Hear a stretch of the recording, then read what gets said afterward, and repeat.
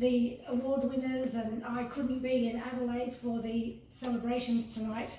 I think it's just fabulous to be here with the WA tribe and to see so many friendly faces in the room here. I would like to thank everyone at CBCA for this honour, especially Leanne Rands and her Nan Chauncy subcommittee, and of course all the wonderful WA friends and supporters who secretly collated and submitted this nomination.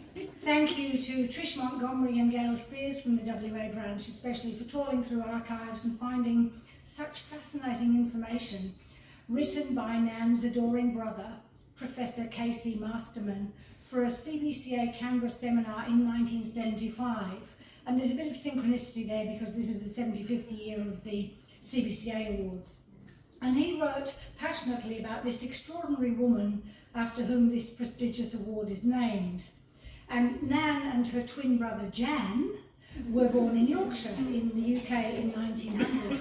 And to say they led interesting lives is truly an understatement, in the same way that Albert Facey had a fortunate life. The family sailed to Australia in 1912, eventually settling in Hobart. And as a gift on her marriage, she was given a cottage at Baghdad, which then went on to become Chauncy Vale Wildlife Sanctuary, where Nan wrote most of her books. She won, as Gail said, 3 CBCA Book of the Year awards and was the first Australian writer to reach the honours list of the Hans Christian Andersen International Award, and Maurice Saxby described her as a leader of the great post-war development in Australian children's literature. So as soon as travel is safe again, I intend to make a pilgrimage there to Chauncy Vale and witness the landscapes which inspired her stories. I am truly humbled to be joining such an esteemed list of Nan Chauncy Award recipients, and although I never in my wildest dreams thought I'd be joining their ranks, I am privileged to say that I've actually met all of the previous recipients from 2000 onwards when Belle Alderman was presented with the award. Who would have thought I'd be sharing such an honour with Mem Fox, Libby Gleeson, Margaret Wilde, Maurice Saxby, Margaret Hamilton and the like. Indeed, one of the 2 other WA recipients, Leslie Rees, is here tonight, and our other one, Muriel Bowell, sends her apologies but is here with us in spirit. Although the award is presented to an individual, in my case, I really am accepting it on behalf of a huge team of people without whom I would never have been in this amazing position, especially CBCA committee members, past and present. It's natural for everyone to want to leave their mark on the world, to make a difference somehow. For the talented shortlisted Australian children's literature creators, such as those celebrated today with winning or honour books in the CBCA Book of the Year Awards, this may appear an easy task. They can just write or illustrate a fabulous book which will live on long after them, enriching the lives of countless generations of young readers. And they make it look so easy. I witnessed the power and impact of a prestigious CBCA Book of the Year award firsthand when my beloved, Norm Jorgensen, was awarded a gold medal for Picture Book of the Year within Flanders Fields, illustrated by Brian Harrison Weaver and published by Fremantle Press. We often joke that if he wins a second medal, I'll have them made into earrings and gradually develop very elongated earlobes.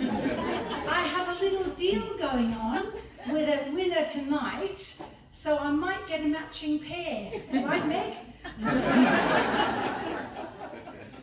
But what about those of us who don't have that creative talent, however? I can't draw for peanuts, but I am an avid reader and in constant awe of the originality, imagination and exquisite writing uncovered each year in the CBCA notables. I love being part of the Australian children's literature community and celebrating the creation of new books by our established and emerging talent. Being part of Scribby, CBCA and the children's literature community generally in WA, I'm often asked when I'm going to write a book. If only literary brilliance worked by osmosis. Ladies and gentlemen, I am living proof that it does not. I see my role as promoter, supporter and advocate, and I enjoy the challenge of matching the right person with the right book at the right time. I love sharing recommendations of great books for every occasion.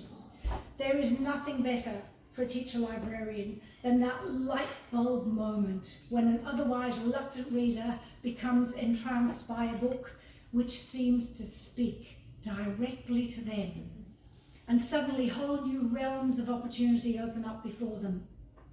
Books need champions, and that's where I see myself fitting into the picture. I've been fortunate to have wonderful role models and mentors in my life, and can vividly remember being fascinated and delighted by words from a very early age. Obviously my parents were my first influence, and although to modern ears it doesn't appear to be very suitable bedtime reading, apparently I used to make my mother read the section of The Water Babies where Tom falls down the chimney and into the water over and over and over again, despite the fact that it reduced me to tears every time. The fact that my dad's name was Tom was probably what gave it added significance. And Dad bought me many wonderful books over the years, and one of my only regrets is that I didn't archive those precious manuscripts from my childhood. He also introduced me to the local public library and generously allowed me to use his card as well as my own to regularly borrow books in huge quantities. I adored school and loved my primary school teachers, but a special place is reserved in my heart for Mrs. Hogg, my class teacher when I was 9 or 10, who used to read aloud to the class every afternoon and introduced me to such wonderful classics as The Borrowers, The Silver Sword, The Lion, the Witch and the Wardrobe, and The Wheel on the School, which had a character in it called Jan. My aim in life was to emulate Mrs. Hogg and imbue my own students with the same love of story. I like to think she would be very proud of me, as I love nothing better than to wax lyrical about and recommend my latest favourite read to all and sundry. I firmly believe that the two single best things we can do for our children are to waterproof them by teaching them to swim, and to weatherproof them by teaching them to read.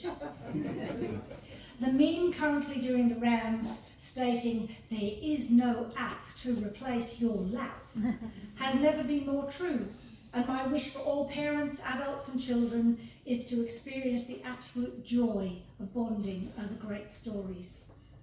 The CBCA has been an integral part of my life since I took up my position at St Mary's Anglican Girls' School in Perth in 1985, where my library staff, Carol Metcalf, Jill Stabler and Jill Gillespie, really did form the dream team, and we were backed by a supportive principal and school executive.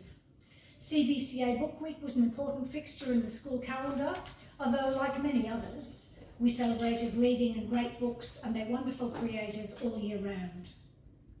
The CBCA branch is a wonderful bunch of dedicated, dynamic ladies, where are all you men out there, who give enormous amounts of time and energy to projects and events. But just because they're not up front and centre like me in the branch president position, and wasn't I great at handing over to Natalia, how good a job did she do tonight?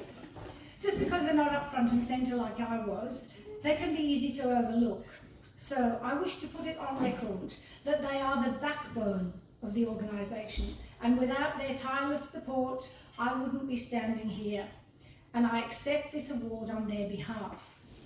Her brother attests that the outstanding trait of Nan's character was her infectious enthusiasm, and I'd like to think that's the quality for which I've been acknowledged with this award. Thank you again to my wonderful friends and supporters at the WA branch for submitting my nomination, and a heartfelt thank you to everyone at the Children's Book Council of Australia for this outstanding honour. I know that the future of Australian children's literature is in safe hands, and wish everyone the very best for the next 75 years. Thank you.